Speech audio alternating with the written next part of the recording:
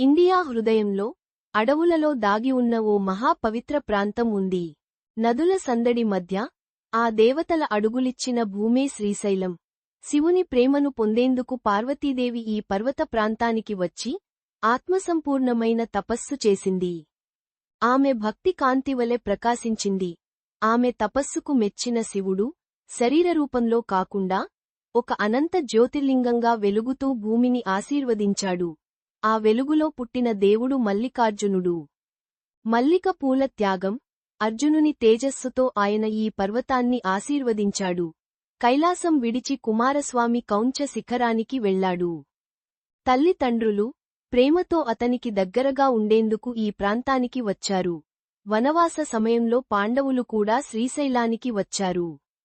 మల్లికార్జునుని ఆరాధించి దీవెనలు పొందారు.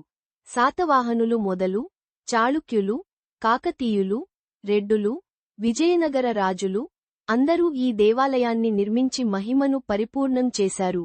వెయ్యేళ్ల కళలతో రాజగోపురం ఆకాశాన్ని తాకుతూ, దూరం నుంచి కూడా భక్తులను ఆహ్వానిస్తుంది. నేటికీ, శ్రీశైలం ఆలయంలో గంటలు మోగుతుంటే, నదీ తీరాన చరిత్ర గాథలు ప్రతిధ్వనిస్తాయి. ఇది కేవలం దేవాలయం కాదు, ఆధ్యాత్మిక కేంద్రం. శ్రీశైల క్షేత్రం, విశ్వాసానికి రూపం, కాంతికి నిలయం, శివ పార్వతుల కరుణతో ప్రకాశించే దివ్యస్థలం.